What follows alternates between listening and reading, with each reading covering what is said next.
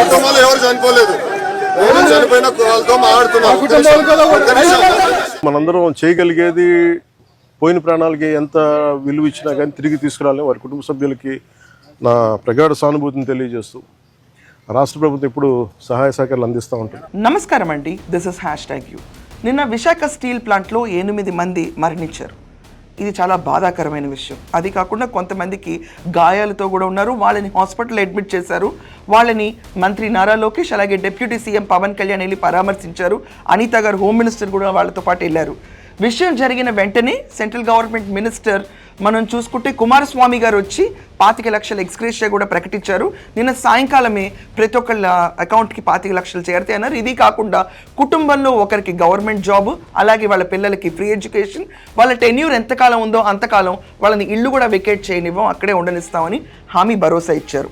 లోకేష్ గారు రష్యా పర్యటన పూర్తి చేసుకొచ్చి హుటాహుటిన విశాఖ స్టీల్ ప్లాంట్ ఇష్యూని జరిగిన వెంటనే అక్కడికి వెళ్ళారు. అండగా నుంచుని ఓదార్చుదామని వెళ్ళినప్పుడు అక్కడ యూనియన్ నేతల పేరుతో కొంతమంది రెచ్చగొట్టడానికి ప్రయత్నించారు. టీడీపీ వర్గాలు చెప్తుంది ఏంటంటే కొంతమంది వైసీపీ వాళ్ళు ఉండి వీళ్ళ వెనకమాల ఇలాంటి అరుపులు, చేష్టలు, వెకిలి వేషాలకి దారి తీశారంటున్నారు.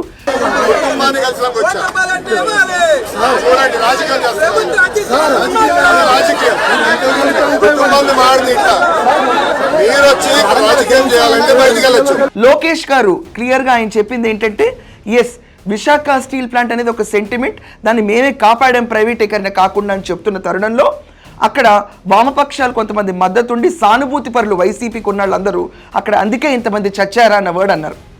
అంటే నాకు ఒక విషయం అర్థం కాదు, ఒకవేళ ప్రైవేటీకరణ చేస్తే ఎవరన్నా చనిపోకుండా ఉంటారా?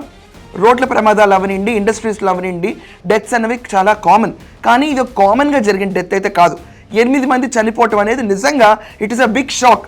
ఆ షాక్కి గురయ్యి లోకేష్ గారు అవనండి, హోమ్ మినిస్టర్ అవనండి, డిప్యూటీ సీఎం అవనండి, ఆఖరికి సెంట్రల్ మినిస్టర్ కుమారస్వామి గారు అవనండి, వీళ్ళందరూ వీళ్ళు అక్కడ నుంచున్నారు, అండగా బాధితుల పక్కన నుంచున్నారు. కానీ నిజంగానే 11 టీం జగన్మోహన్ రెడ్డి తాపీగా ఇవాళ వస్తున్నాడు. అతనికి ఎంత సిన్సియారిటీ ఉంది, అతన్ని ఎవరు ప్రశ్నించరు. 11 టీం మెంబర్ని ఒక్కళ్ళు ప్రశ్నించరు జగన్మోహన్ రెడ్డిని.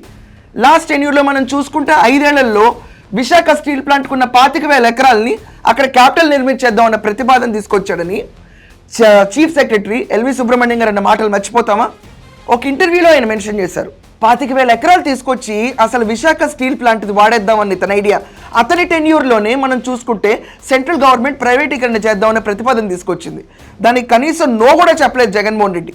గత వైసీపీ ప్రభుత్వం ఇది అమ్మేస్తానంటే మేము వచ్చి కూర్చొని కొట్లాడాం. దీనికి అదే దాన్నే నివేదిక రూపంలో నేను మన హోంమంత్రి గారికి తెలియజేశాను. అది మీరు చూస్తే వెంటనే దాన్ని ఆ ప్రైవేటీకరణ కూడా ఆగి ఈ రోజు ఇక్కడికి వచ్చింది. సైలెంట్ కూర్చున్నాడు. అతనికి కావాల్సింది కూడా అదే. అతనికి ఏ సెంటిమెంట్ ఉండదు. విశాఖ ఉక్కు, ఆంధ్రుల హక్కు, వీటి గురించి ఏ రకంగా ఒక సెంటిమెంట్ అటాచ్మెంట్ లేని పర్సన్ జగన్మోహన్ రెడ్డి. కానీ అతనికి మాత్రం ఇప్పుడు వామపక్షాలు మద్దతు ఇచ్చే యూనియన్స్ అవనండి ఎవరు ఆ రోజు అతని పైన స్వరం వినిపించలేదు.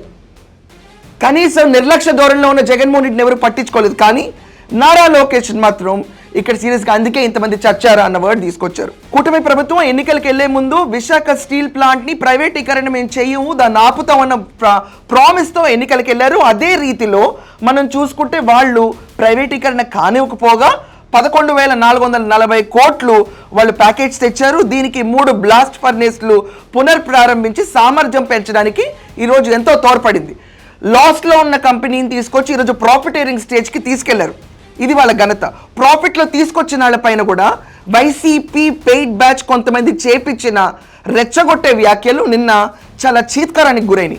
కానీ వైసీపీ వాళ్ళు అఫీషియల్ ట్విట్టర్ అకౌంట్లో పోస్ట్ చేసే వీడియోస్ నారా లోకేష్ రెచ్చిపోతున్నాడు, అగ్రెసివ్గా మాట్లాడుతున్నాడు, ర్యాష్గా బిహేవ్ చేస్తున్నాడు అని చెప్పి మాట్లాడారు. కానీ అక్కడ వాళ్ళన్న మాటలు ఎవరూ హైలైట్ చేయలేదు. ఎడిటర్ వేయండి ఇక్కడ ఒక్కసారి.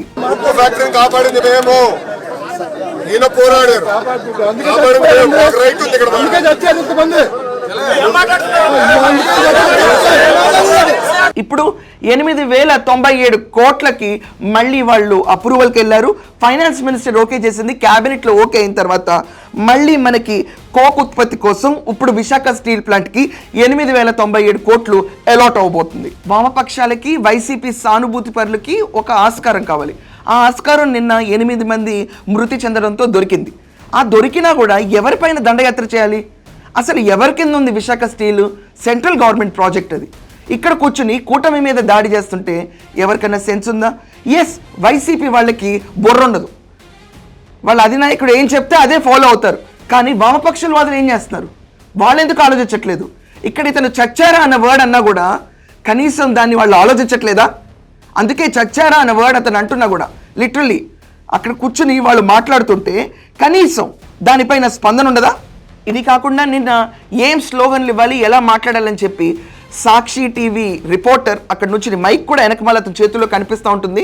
అతను ఏం స్లోగన్స్ ఇవ్వాలి అని చెప్పి విపరీతంగా ఒక కాన్కాక్టెడ్ డ్రామా రన్ చేశారు.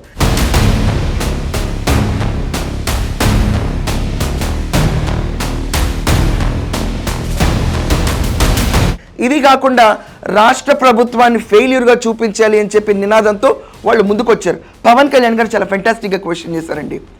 5 ఏళ్ల పాటు జగన్మోహన్ రెడ్డిని ప్రశ్నించిన నోళ్ళు ఈరోజు లాభాల బాటిలో పట్టించి ప్రైవేటీకరణ ఆపి, అది కాకుండా 8,097 కోట్లు ఇప్పుడు మంజూరు చేయడానికి రెడీగా ఉన్న అమౌంట్ కాకుండా 11,440 కోట్లు విశాఖ స్టీల్ ప్లాంట్కి మంజూరు చేసి ప్రాఫిటేరింగ్లోకి తీసుకెళ్లిన కూటమి పైన ఈ చిచ్చేంటి? అసలు యునానిమస్గా ఈరోజు ప్రతి ఒక్కళ్ళు చూసింది ఏంటంటే వాంటెడ్గా కూటమి పైన, నారా లోకేష్ పైన, పవన్ కళ్యాణ్ పైన బురద జల్లాలి అన్న ఐడియా దీని వెనకమాల ఉన్నది ఖచ్చితంగా వైసీపీ. వామపక్షాలు ఆలోచించుకోవాలి. మనకి ఎంత సానుభూతి ఉన్నా కూడా జగన్మోహన్ రెడ్డి ఏం చేశాడు విశాఖ కోసం? విశాఖ స్టీల్ ప్లాంట్ని ఎలా వాడుకుందాం అనుకుంటున్నాడు? ఎల్వి సుబ్రహ్మణ్యం మాటలు వినలేదా? ప్రైవేటీకరణ అన్న ప్రతిపాదన వచ్చినప్పుడు సెంట్రల్ గవర్నమెంట్ నుంచి జగన్మోహన్ రెడ్డి రవ్వంత నో కూడా చెప్పలేదు, కాముకు కూర్చున్నాడు, విడ్డూరాన్ని చూస్తా కూర్చున్నాడు. అలాంటి జగన్మోహన్ రెడ్డి మాత్రం ఎవరు ప్రశ్నించరు.